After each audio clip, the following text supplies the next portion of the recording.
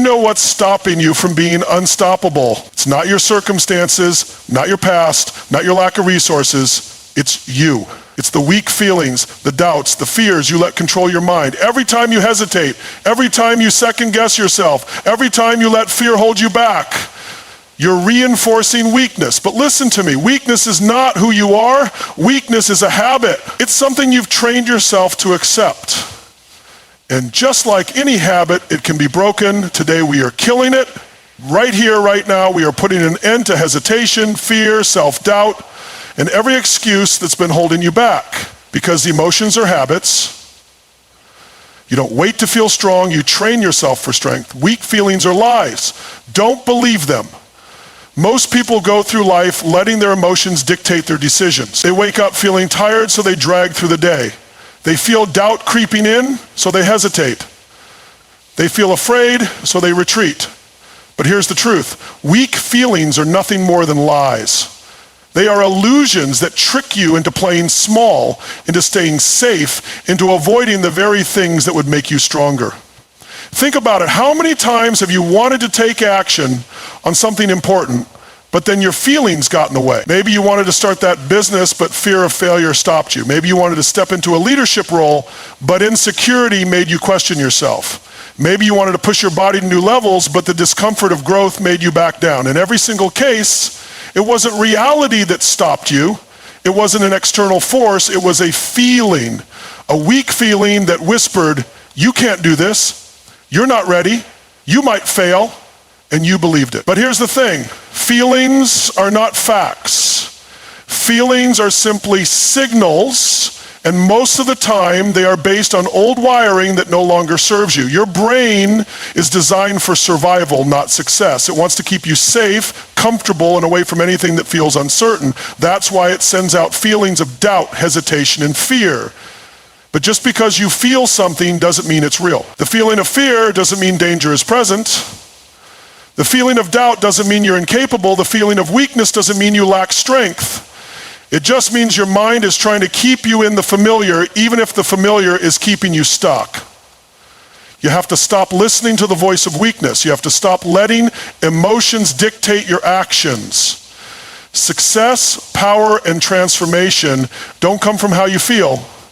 They come from what you do. If you wait until you feel confident, you'll never start. If you wait until you feel fearless, you'll never take action. If you wait until your emotions are perfectly aligned with your goals, you'll stay exactly where you are. Champions, leaders, warriors. These people don't operate based on feelings, they operate based on commitment. They move forward regardless of what their emotions say. Weak feelings will always try to convince you that you're not ready, that now isn't the right time, that you don't have what it takes. But those are lies. And the moment you recognize them as lies, you take away their power, you stop being controlled by them, you start moving forward despite them, and that's when everything changes. Fear and doubt are patterns. You can break them. Fear and doubt are not unique to you. They are not special conditions that only you experience. Every single person, no matter how successful, has faced them. The difference between those who rise and those who stay stuck is not whether they feel fear and doubt, it's how they respond to it. And here's the key. Fear and doubt are not permanent conditions. They are patterns. And just like any pattern, they can be broken. Think about how a pattern works. If you do something enough times, it becomes automatic. The first time you doubted yourself, it was a conscious thought. The 10th time, it became a habit. The 100th time, it became your identity. The same goes for fear. The first time you backed away from discomfort, it was a choice. The 10th time, it became normal. The 100th time, it became who you are. But just because something has been repeated doesn't mean it has to continue. Patterns can be interrupted. They can be replaced. Look at your own life. Where does fear show up the most? Where does doubt creep in? What triggers it? Maybe it's the thought of speaking in public. Maybe it's the idea of taking a risk. Maybe it's the pressure of stepping into a bigger role. Whatever it is, understand that your brain is just following an old pattern. It's responding the same way it always has, but the moment you decide to change your response, everything shifts. The key to breaking these patterns is action. Fear and doubt thrive in inaction. They feed on hesitation. The longer you wait, the stronger they get. But the second you take action, despite the fear, despite the doubt, you start to rewire your brain. You prove to yourself that fear is not a stop sign, that doubt is not a roadblock, that you can feel uncertainty and still move forward. One of the most powerful ways to break fear and doubt is through exposure. The more you face what you fear, the less power it has. If speaking in public terrifies you, do it again and again until it becomes normal. If taking risks makes you uncomfortable, take them so often that they feel like second nature. If you doubt your abilities, push yourself into situations where you have no choice but to grow. Fear and doubt cannot survive in an environment of constant action. But action alone isn't enough. You have to change the way you think. You have to catch yourself when you start repeating the old patterns. When fear starts creeping in, challenge it. Ask yourself, is this real or is this just a habit? When doubt tries to take over, question it. Is there actual evidence that I can't do this, or is this just an old story I've been telling myself? The moment you start questioning your patterns, they begin to lose their grip on you. Your mind is like a muscle. The more you train it to push through fear, the stronger it gets. The more you condition it to ignore doubt, the more unstoppable you become. Every time you act in the face of fear, you weaken its hold. Every time you move forward despite doubt, you rewrite the pattern. And over time, the fear that once paralyzed you becomes fuel. The doubt that once held you back becomes motivation. The very thing that once controlled you becomes the thing that drives you forward. Emotions are habits. Train yourself for strength. Most people think emotions are spontaneous, uncontrollable reactions to life. They believe that if they feel anxious, unmotivated, or weak, it's just something that happens to them. But the truth is, emotions are habits. They are patterns you've conditioned yourself to follow over time. And just like any habit, they can be trained, rewired, and replaced with something stronger. Think about how you wake up in the morning. Do you feel energized and ready to dominate the day? Or do you feel sluggish, heavy, and unmotivated? That feeling isn't random. It's not just because of how you slept. It's because of what you've trained your brain and body to expect. If every morning you wake up and immediately start scrolling through your phone, thinking about stress or dwelling on problems, then your body has learned that this is how it should feel every morning. But if you condition yourself differently, if you wake up, move your body, control your focus, and set a powerful intention, your brain will begin to expect that energy every morning. The same applies to every other emotion you experience. If you constantly allow yourself to feel overwhelmed, your brain will make it automatic. If you frequently dwell on fear, your nervous system will get used to reacting that way. If you repeatedly feel doubt, it will become your default state. The emotions you experience the most are the ones you've practiced the most. But just like any habit, they are not permanent. They can be changed. Training your emotions starts with awareness. You have to catch yourself in the moment when weak emotions start creeping in. The second you feel hesitation, frustration, or fear, stop and ask yourself, is this a habit or is this real? Most of the time, you'll realize it's just an automatic response. You're feeling doubt because you felt doubt in similar situations before. But if you break that cycle, if you choose a different response in that moment, you start rewiring the pattern. One of the most effective ways to rewire emotions is through physiology. Your emotions are deeply tied to how you use your body. If you sit slouched over, breathe shallowly, and move slowly, your brain will naturally produce weaker emotions. But if you stand tall, breathe deeply, move with intensity, and engage your body, your brain will follow that shift. That's why movement is so powerful. When you push your body to new limits, whether through training, intense action, or stepping into discomfort, you force your emotions to adapt. You can't feel weak if you're moving with strength. You can't feel small if you're standing with power. The next key to emotional conditioning is focus. Whatever you focus on expands.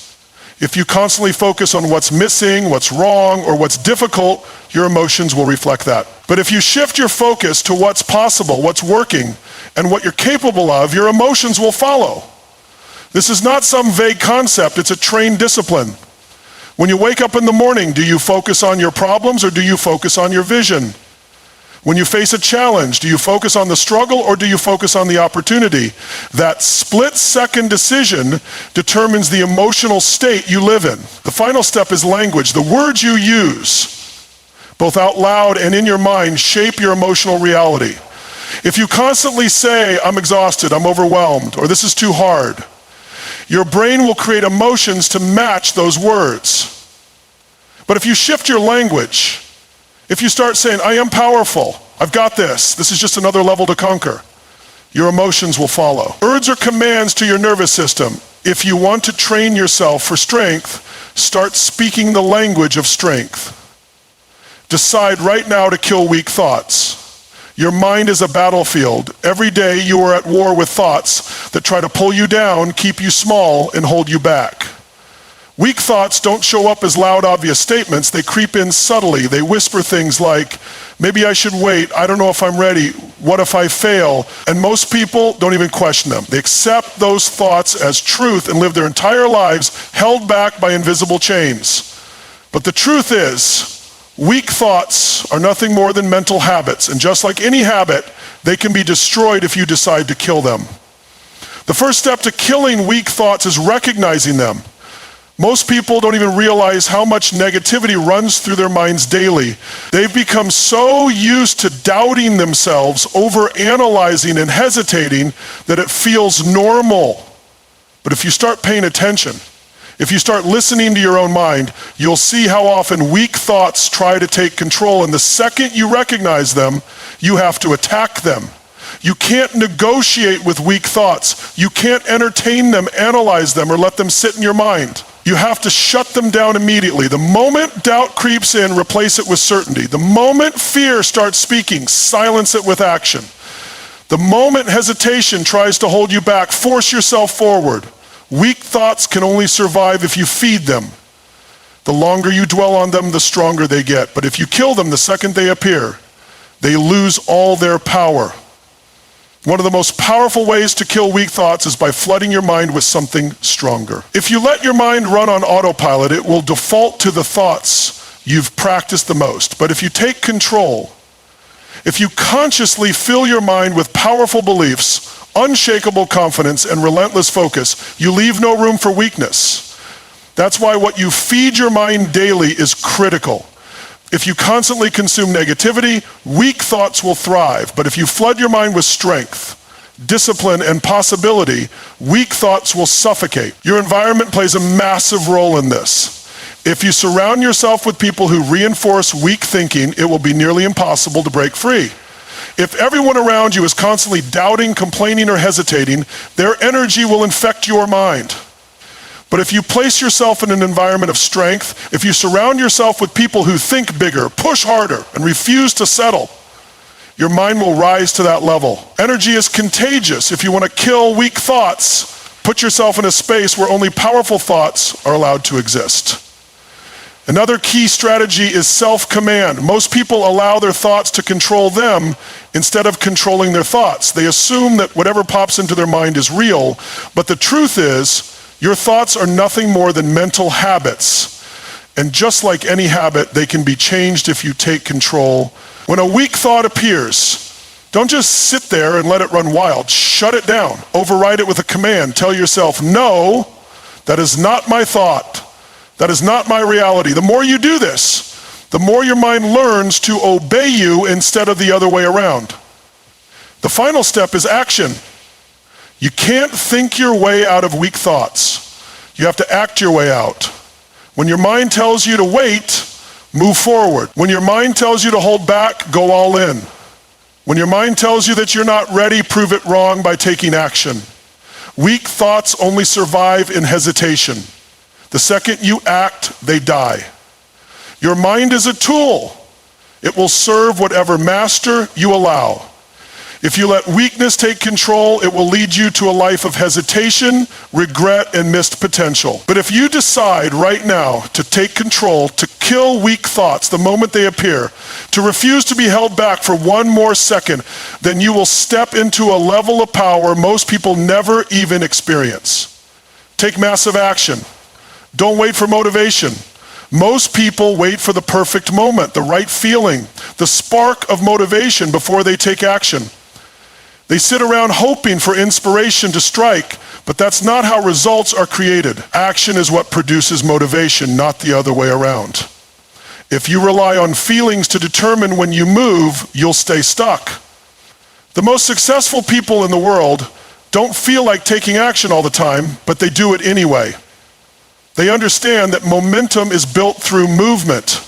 The first step is always the hardest, but once you push past it, energy follows.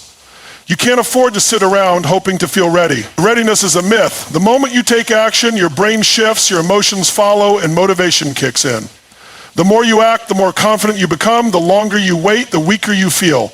Massive action eliminates doubt, crushes hesitation, and rewires your mind for progress. Your greatest life is on the other side of fear. Fear is the invisible wall standing between you and everything you've ever wanted. It disguises itself as logic, caution, or the need for more preparation, but it's really just an illusion designed to keep you comfortable. Most people spend their entire lives avoiding fear, running from discomfort, and staying inside their safe little box. But every major breakthrough, every moment of growth, every level of success comes from stepping straight into what scares you. The greatest rewards are hidden behind the things you resist the most. Fear isn't a stop sign, it's a signal. It's pointing you toward the exact thing you need to conquer. The people who achieve greatness aren't fearless, they just refuse to let fear make decisions for them. Every time you push through fear, you become stronger. Every time you back away, it gains more control over you. Train yourself to run toward fear, to embrace the discomfort, to see it as proof that you're growing. Excuses keep you small, eliminate them. Excuses are the chains that keep people trapped in mediocrity. They feel real, they sound logical, but they are nothing more than stories you tell yourself to justify staying the same. Every time you say, I don't have time, I'm not ready, or it's too hard, you reinforce limitations that don't actually exist. The truth is, people who succeed have the same obstacles, the same struggles, the same reasons to quit, but they refuse to let excuses dictate their future. Excuses steal your power because they shift responsibility away from you. The moment you take full ownership, no blaming circumstances, no waiting for the right conditions, you take back control. If you want real results, you have to kill every excuse the second it appears. Stop looking for reasons why you can't and start focusing on how you will. The more you eliminate excuses, the more unstoppable you become. Push through resistance. Growth happens in discomfort. The moment you start pushing towards something greater, resistance will show up. It will come in the form of fear, doubt, fatigue, distractions, anything to make you slow down or stop.